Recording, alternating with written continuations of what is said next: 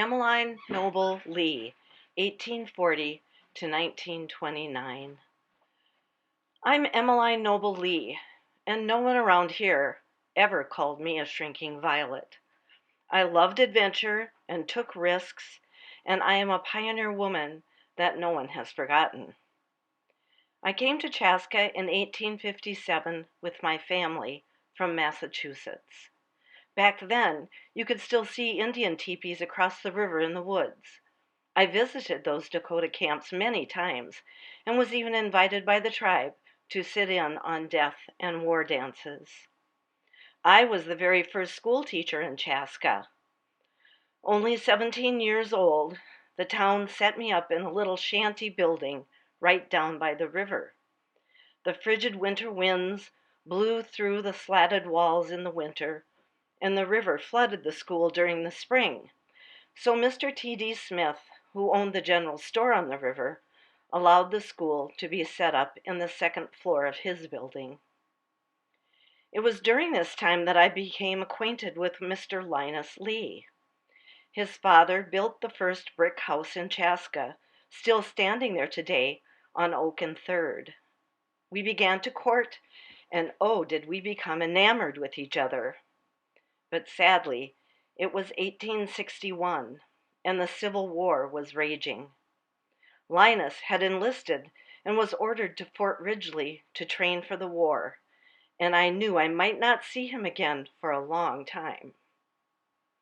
A few months later, there was a knock at my door, and there stood Linus, dressed as a Union soldier. He told me how yesterday he had been speaking with his friend, Captain L. Baxter, who had been wistfully speaking of his wife. "I only wish my M were here," he had said. Linus told him that his sweetheart was also named M, and he was sorely missing me. So Baxter gave him a day's pass and told him to go get me. Linus got on a steamboat, arrived at Chaska, knocked on my door, and asked me to marry him.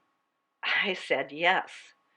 So we spent the rest of the day looking for a minister. We rode to Shakopee, but that minister was in New York. We tried the minister at the Moravian church, but he wouldn't be back until the next day. We waited until morning, but he never showed up. So in desperation, we got married by the Justice of the Peace. We then caught the next boat to Fort Ridgely. I cooked for the Baxter family until Lee was ordered south to the battlefields. I came back to Chaska. In 1862, there was trouble of another kind brewing.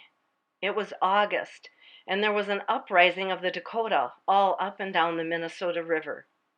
Settlers were pouring into Chaska to find refuge.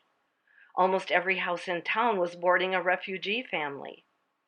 Late one day, a rider came scrambling into town, Paul Revere style, saying the Dakota were on their way to attack Chaska.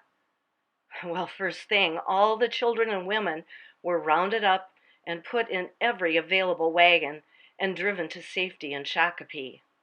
Not me, though. I wouldn't go. I said I was going to stay and stand along with the men and protect the town, and I did. I will never forget those early morning hours waiting for the attack to come, but the warriors never came. What did arrive was a group of soldiers from Fort Snelling.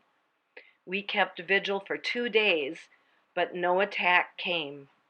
Years later, people in town would say I was never afraid that day, but I really and truly was.